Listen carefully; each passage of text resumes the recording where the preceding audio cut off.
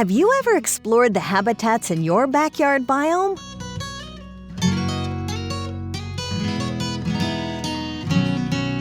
We're going to talk about some fun ways to explore the habitats around your home or school. A habitat is a place where something or someone lives. It's a home. There are lots of different habitats all around you, even in your backyard and in nearby forests. Think of all the animals out there. They all have a home somewhere. A biome is a collection of lots of habitats that share things like rainfall, temperature, and climate. There are a lot of biomes around the world. I live on the Oregon coast, next to Netarts Bay. There are two big biomes that come together here: the temperate coniferous forest biome and the marine biome. Today, a couple of humans are going to help you explore the biome you live in. Hey there, humans! One of the best ways to learn about the biome you live in and the local habitats around you is to make detailed observations. This is something all scientists do. When we take the time to really look at what we are investigating, we will learn new things. And every time you think of an "I wonder" question, you can work to find an answer. When you are out exploring, you can record your observations in a nature journal or a field journal. A journal helps you capture the story of a place and how it changes over time. It's a perfect place to record your observations. You can draw, write descriptions, ask questions to be answered later, and record data. Here's how to get started. Find an interesting place and look around. What do you see? Plants? Signs of wildlife or humans? Are you near an ocean, a forest, a river, or something else?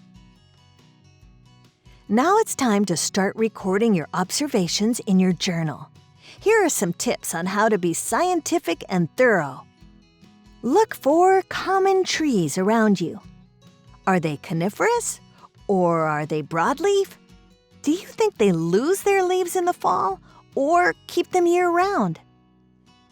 Now look for other plants that are common where you are investigating. Try and draw or describe at least 3 different plants that are not trees. Don't worry if you're not sure what they are. Ask yourself, are you in a forest? What kind? If you are in a yard or a park, what kinds of plants do you think would grow here naturally? Sometimes it's fun to carefully collect a leaf or find one on the ground and make a rubbing in your journal. Just put it between 2 pieces of paper and lightly go over it with a crayon or colored pencil so you can remember how big it was and what it looked like. Temperature is a great thing to measure when you are investigating. Different habitats can have different temperatures, even when they are right next to each other. Try setting your thermometer on the ground near you while you are observing and drawing the plants. Record the temperature and mark where it was taken in your journal. Also, write down the time of day and make other observations. Was the sun shining? Was the thermometer in the shade? While you are out, try moving the thermometer to other places. It may be a different temperature under a bush or a big tree. If you can visit the same place over and over, take the temperature at different times in different weather and keep track. See how it changes over time. Now it's time to get a little dirty. Dig in the ground a little or check out the soil underneath a tree. Remember to mark on your journal where you took the sample. What does it look like? What does it feel like? Is it mostly clay or sand or something else? Did you see bits of leaves in the soil?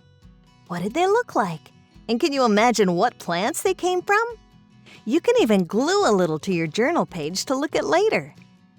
If it's okay to dig down a little, you might even see different types of soil layers. Measure how thick each layer is. Record that in your journal and compare it to another spot nearby. Okay, this part is especially fun. Biomes and habitats are full of different plants. But there are also animals everywhere. Good scientists will look around and use their senses to find signs of animals in a habitat. Most of the time, you won't see all of the animals, so you need to look and listen for evidence that they are there.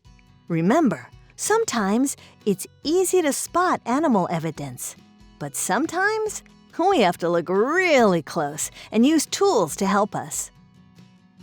What do you think cut these trees down? It was probably a beaver. Here, we would write in our journal that all of these willows look like they were cut down with teeth. If you look carefully, sometimes you can find animal tracks or footprints. Take some measurements and draw them in your journal. Maybe you'll see a coyote print or an elk hoof in the mud. Feathers on the ground, insects or spiders crawling on plants, burrows or holes in trees might all be signs of animals. You might also be able to hear animals, the call of a bird, the chatter of squirrels, or the splash of a fish jumping. You'll have to be quiet and listen for these sounds. If you take your time to observe, to look closely, and to ask questions, you'll end up with some really important data in your journal. Before you finish, look back at your notes from the day and write a short summary of everything you saw. Do you think the habitat around you has always been exactly as it is now? How do you think it might change over time? How will it be different in a few months? Do you think it's different than it was 1,000 years ago?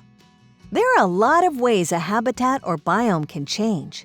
Humans may have made changes, intentionally or accidentally.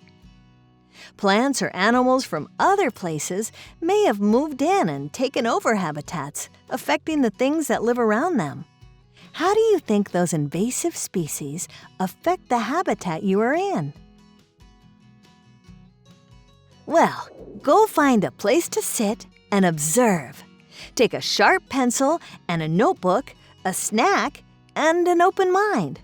Compare your data with your friends and go back to the same place in different seasons and years to see how things change.